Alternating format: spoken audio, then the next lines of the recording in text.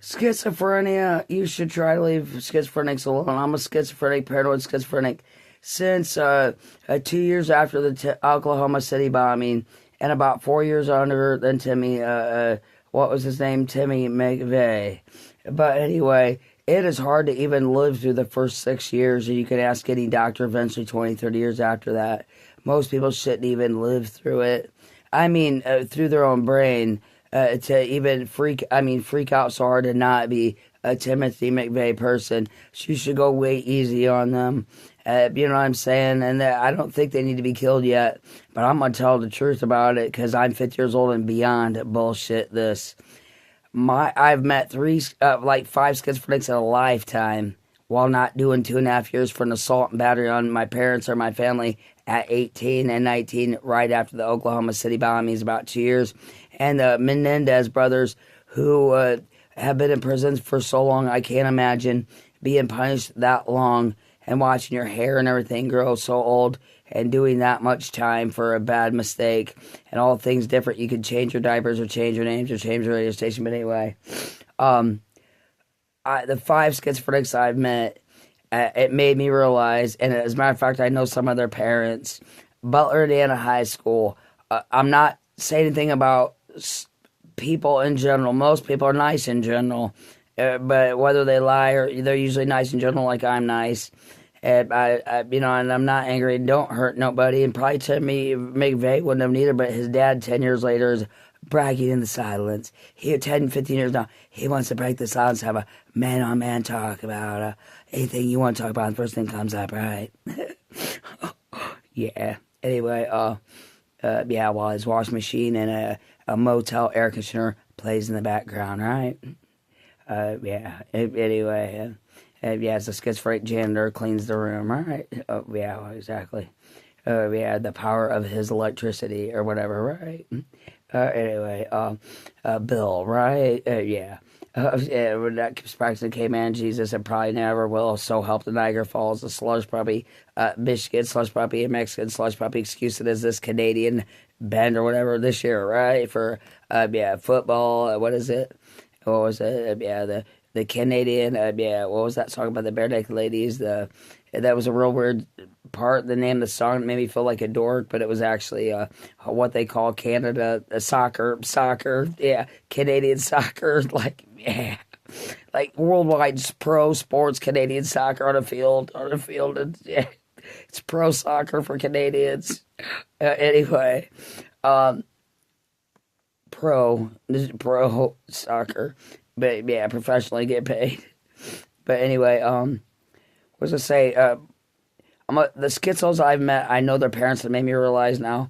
My mother hasn't done anything. In '82, she legally got a license from her and my dad in the state of Indiana to legally own a tiger and sell it basically at a garage sale out by the road, like a garage sale side, and own a tiger. That was good because 4 years before that, she missed trying to make a muscular dystrophy baby and hit the Jerry Lewis telethon for all those digits of that money and have a fucking little person that like Charlie Horse looks up to her and says, "Hey, mommy, you're the coolest," and can't even move or talk. You know what I'm saying? And went all worldwide, money ATM machine forever. And look at her and say, "She the prettiest. Got something to do for now, right?" And can't even talk. Her muscles being her the part. Yeah.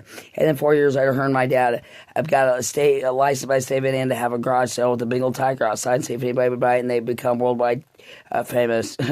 Yeah, exactly.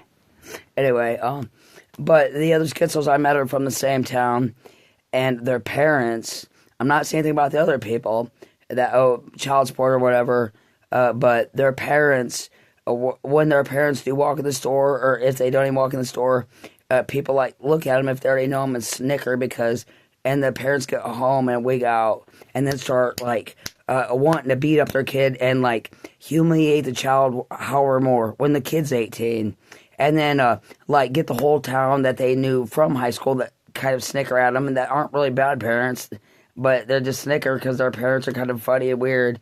And then the parents go home and want to humiliate their kids in the worst way and then beat up their kids so bad and have the whole town be like, "Yeah, you still love me for my whole high school and I can walk to the gas station, act cool." Yeah, that's what it's about. And yeah, my mother, buck teeth as it did nothing. And one of the other cool schizo people that I met from the same dad's small-minded high school. And I'm sure there's big high schools and kids are still going through it and they're locked up and can't even say nothing. You know what I'm saying about what their parents did to them in a huge high school and can't even talk about their schizo, whatever and whatever they can or can't remove.